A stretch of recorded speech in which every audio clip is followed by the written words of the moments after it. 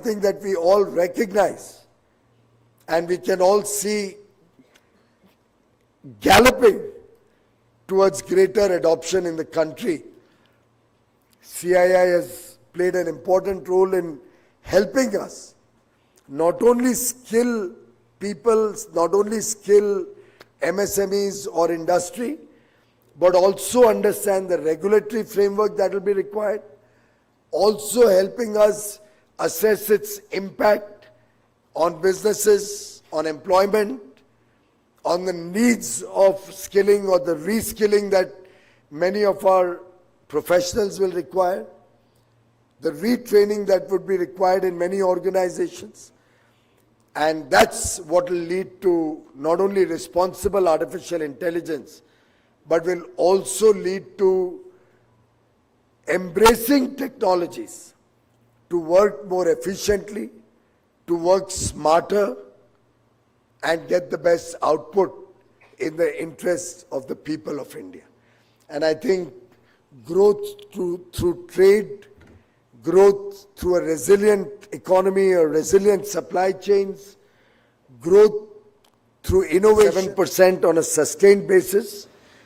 We hope to edge it up to 8%, and this is at constant prices.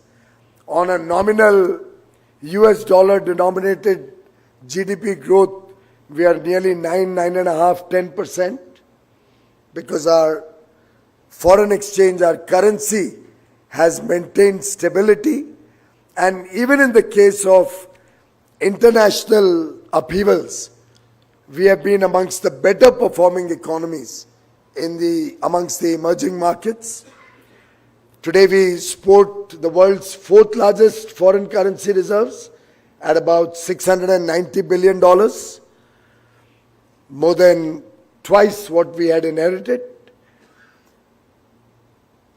Our inflation story, I think, for the last 3 months has been below 4%.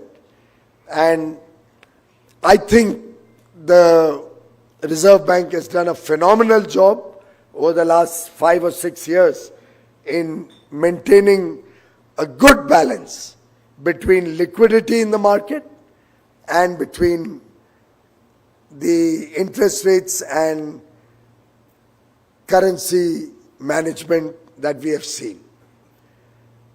Of course, the stock market, and of course the stock market is not the only barometer, so kindly don't hold me to this. But by and large, the stock market discounts the future. And if we look at the 2014 to 2025 period, the stock market has probably grown 300%. It should be a 4x plus. If I remember correctly, and my memory doesn't fail me, somebody could probably use ChatGPT or Grok or the good old Google if you still use that. But I think the Nifty was probably at about 5,700 or 5,800 when we came into government in 2014. You must be a big investor.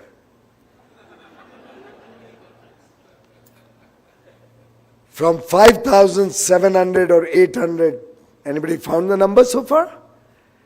CII slow ho gaya bhai.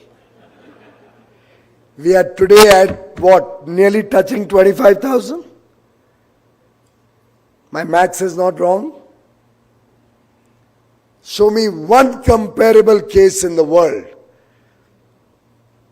which has given this kind of a return on a large base of companies over a sustained decade. I remember reading a report by one of the advisory companies, firms in Mumbai, which had looked at the returns that the stock markets across the world have given over the last 20 years, 30 years. And we were right on top of the chart. And we are not dependent on 1 or 2 or 10 or 20 scripts.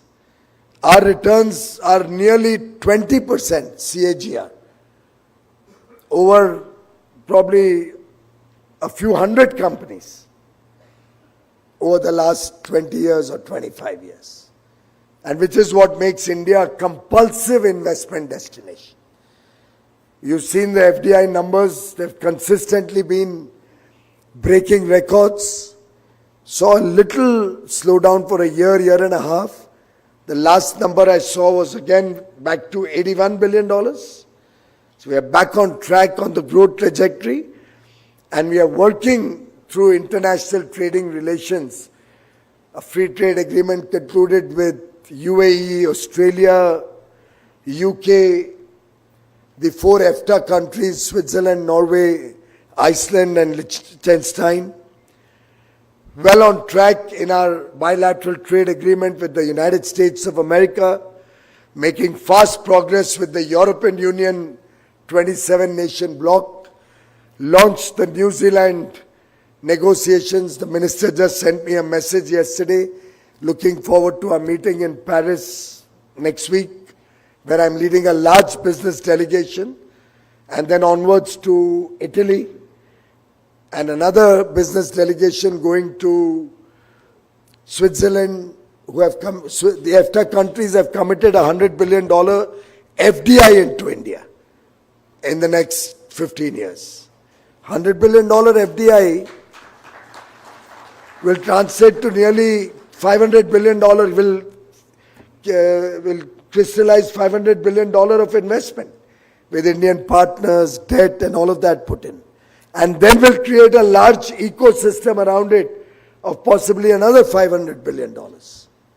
So we are not aiming small, we are not looking small. And by the way, this doesn't include the Norwegian pension fund investment into the stock market. This pure play FDI. And it's the first FTA in the world to have such a clause. I'm told other nations are now starting to think the way India thinks.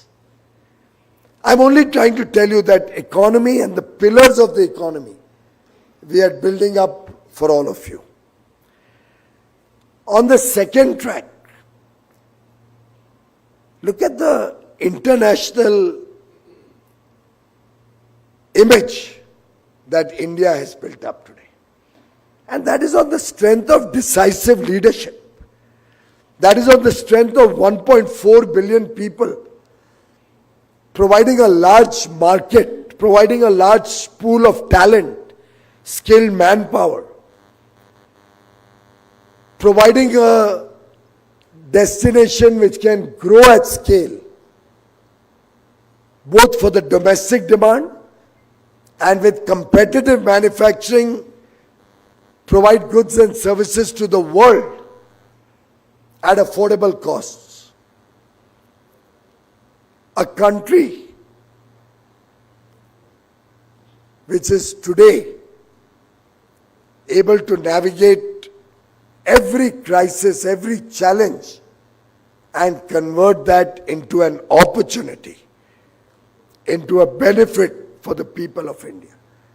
I'm sure when you go anywhere in the world, the Indian passport today gives you a respect that I suspect none of us would have experienced 10 or 15 or 20 years ago.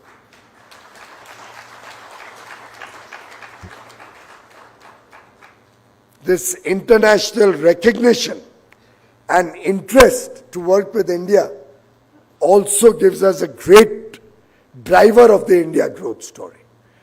If I can recount at least 12 or 13 nations who have in the last 3 months come to India with large business delegations and are now looking to us to provide the investment opportunities, are looking to all of you to collaborate with, to have joint ventures with, to work their technologies in India and become a trusted partner that India is seen as in their effort to have resilient supply chains. And therefore this international recognition of your strengths, your abilities, and the India growth story is something which will hold us in good stead.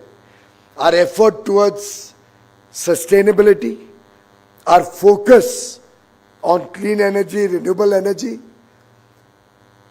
Our commitment as a responsible global player in the effort to leave behind the world as a better place than what we have inherited.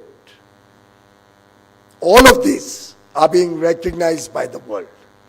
Just today, somebody mentioned to me that renewable energy coupled with storage for the peak hours is now available in India at 3 rupees 30 paisa per kilowatt hour, amongst the lowest in the world.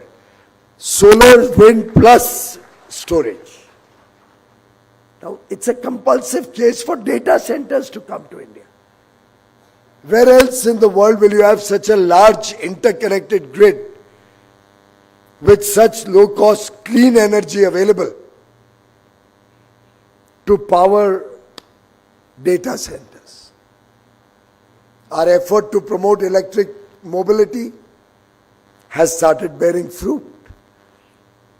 And this is something which, once we reach the inflection point, will have a galloping effect as more and more people recognize that it's not about sustainability alone. It's an economic case. Today, public transport, whether it's a taxi, whether it's a bus, or a logistics-related truck, tempo, or pickup van, doesn't need any subsidy to convert or change over to the electric mobility ecosystem. On its own, it's a compulsive business case for all of us to adopt. And given that we now have plug-in hybrids as an option, we have range extenders or vehicles which have different models on which people with low usage, mid usage, or high usage can select what kind of mobility they want to move to. We see huge business opportunities presenting themselves, and it will be only ourselves to blame if these international opportunities we miss out on. And I would urge all of you not to lose our focus on greater engagement with the world, not look up to the government for everything. We have to stand on our competitive and comparative advantages. That is what is going to make India a big force in the world.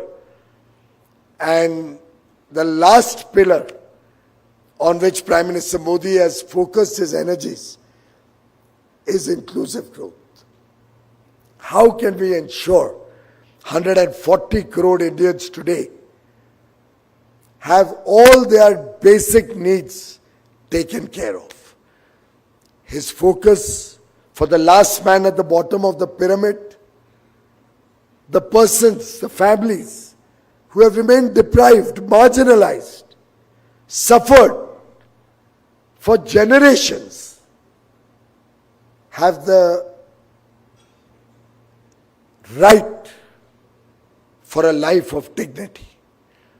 And that is what Prime Minister Modi has demonstrated through action.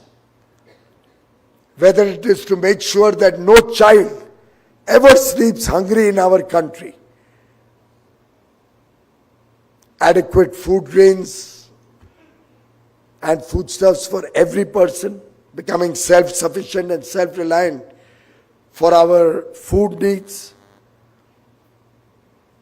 trying to make sure every person has a good home, pakka ghar,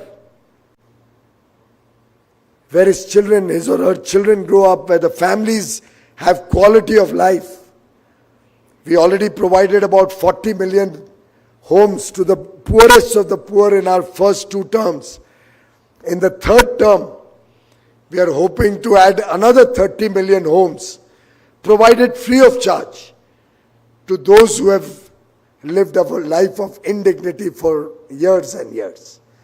25% of the population of India would have received a free home by 2029.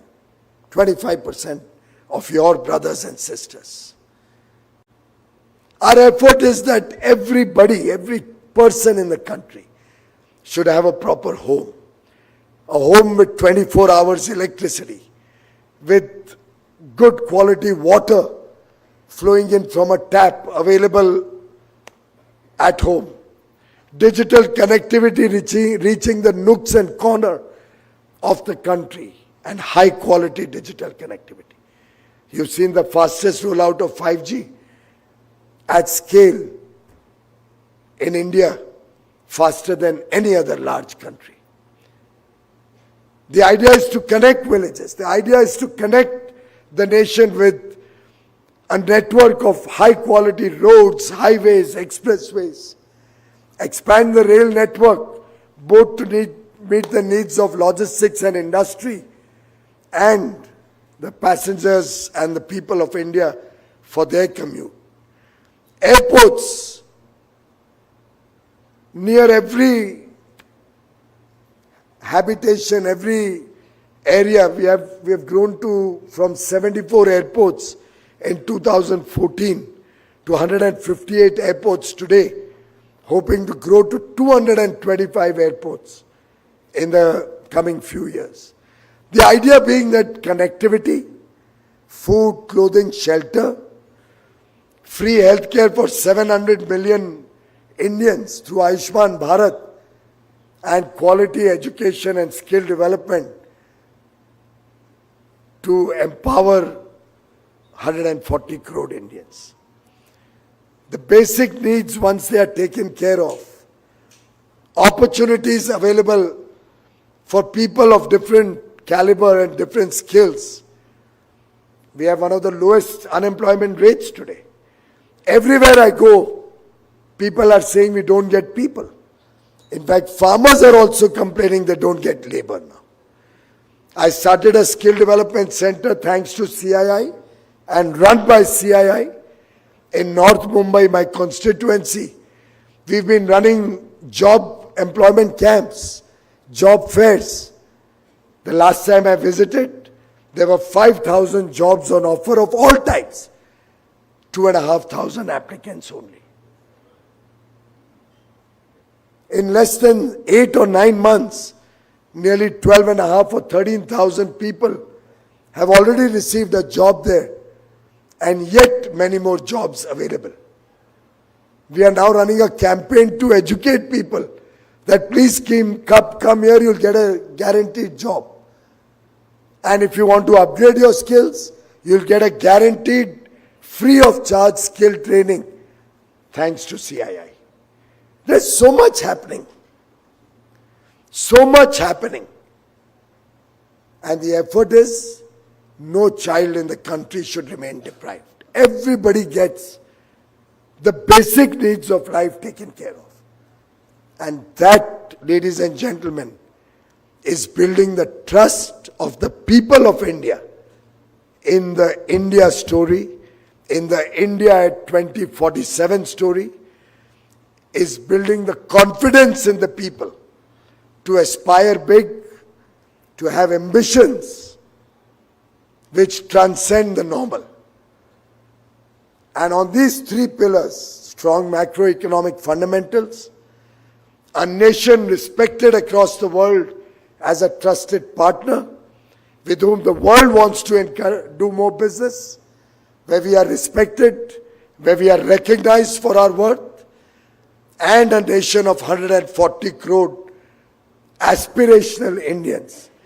On these three tracks, ladies and gentlemen, we are preparing India for Viksit Bharat 2047, a developed nation, a prosperous nation, where speed, skill, and scale will define our journey, our growth journey, and capitalism will coexist with socialism so that we prepare for the integrated development of every human being. The core of my party's philosophy The ideology with which the Bharatiya Jansangh was formed, which today is the Bharatiya Janata Party, was integral humanism. A human being is defined by an integrated development of every element of his life. And that, ladies and gentlemen, is what the Prime Minister has worked for. The integrated development of the nation, the integrated development of 140 crore Indians, leading to our own contribution to the world, which we look upon as our family. Thank you very much.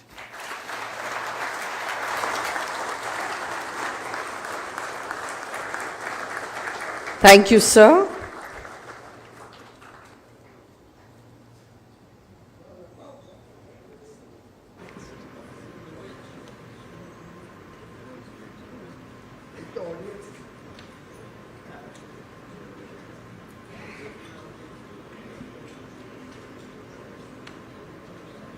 Thank you, Honorable Minister, for this very inspiring session where you clearly articulated the transformation India has seen since 2014. And I think as people in the industry, we very clearly see that it's very visible. And you very clearly laid down the growth drivers for the future, the competitiveness, the possibilities of global integration. I think many opportunities going forward. So it's certainly very inspiring for all of us. I know it's very late and you've been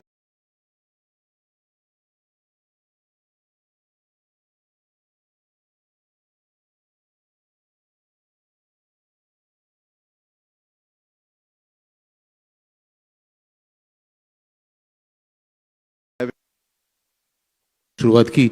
तो आप जब FTA के बारे में signature के लिए बाहर जाते हैं विदेश में, और हमारे वल्नरेबल जो सेक्टर्स हैं उनके और कैसे आप उन लोगों को बोलते हैं कि भाई this is not very is in interest of them as well as us?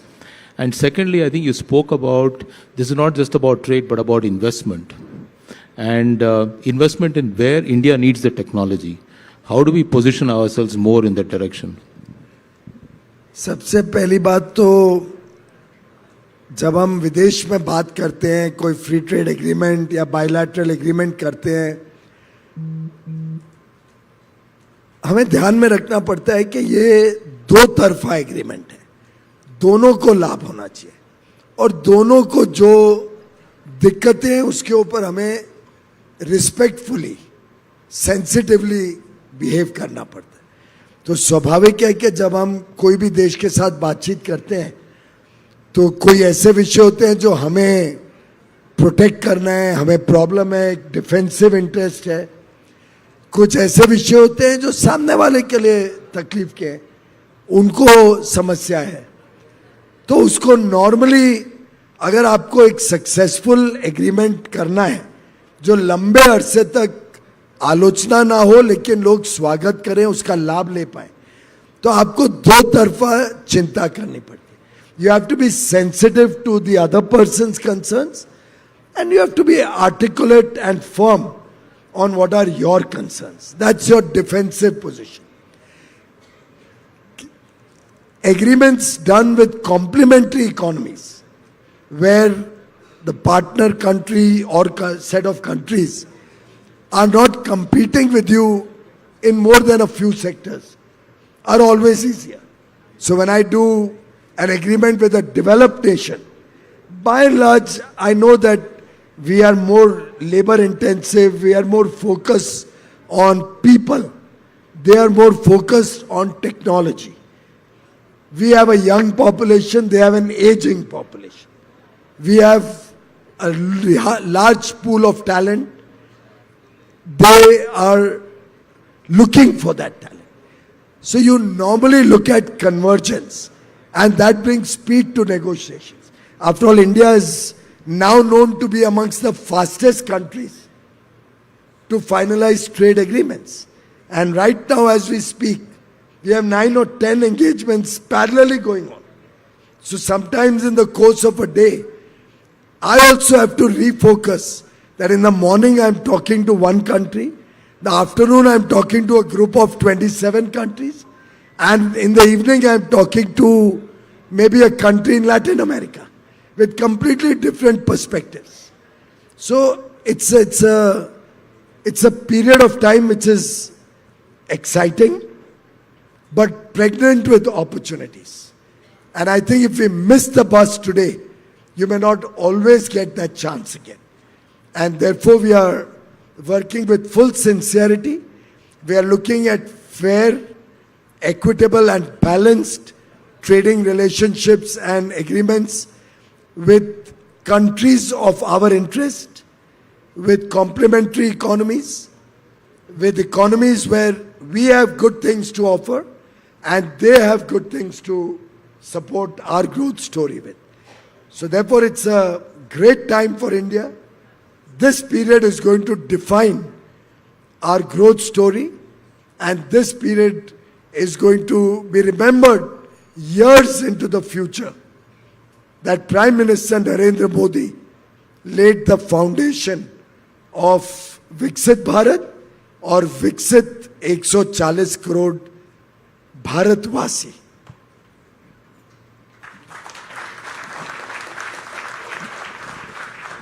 I think, thank you, sir, for that comment. And I think in industry, all of us do resonate with the view that the FTAs that you have done in the recent past, you have led, and the FTAs that you're focused on now are the ones that will really be mutually beneficial, where there will be a lot of synergy and there's a lot of opportunity there, and we are all looking forward to it.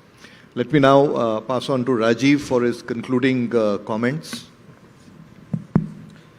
Yeah, I'll just, maybe I can just sit here in the interest of time. But firstly, I would echo what you talked about FTAs.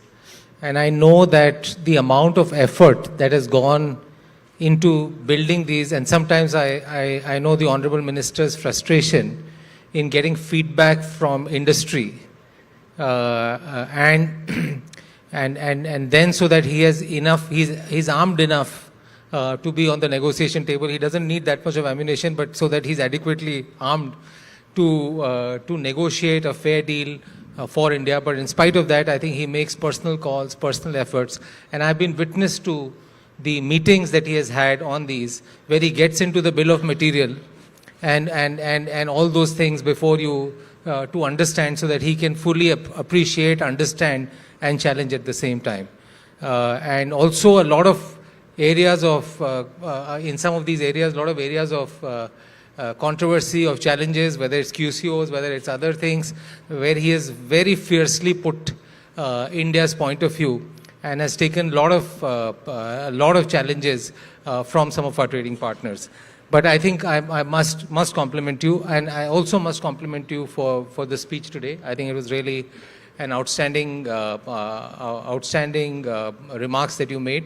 There are 2 or 3 things that I definitely would want to capture. I think what you talked about trust, and I think in the afternoon we had a very eminent past president who talked very elaborately about how trust has been an article of faith for CII, and it's something where we need to have a much more proactive posture, so that we build and emphasize on this much more.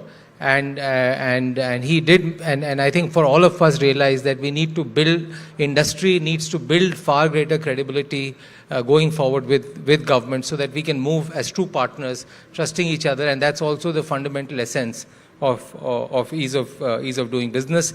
And in many ways, Operation Sindoor is a great example of Make in India, and how the partnership between government and private sector is a great shining example. And if we can take this forward, I think it not only does it serve very well for India, for our defense forces, but also is a great economic multiplier. So thank you very much about talking, and the way you covered the remarks.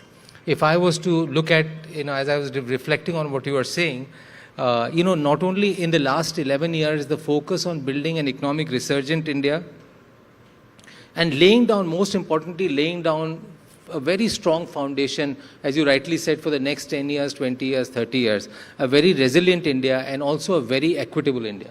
And I think that's the fundamental essence of of what resonates very well with CII, and is something that we are looking at getting into. So thank you very much, and thank you also very much for always trusting CII for the partnership that we have built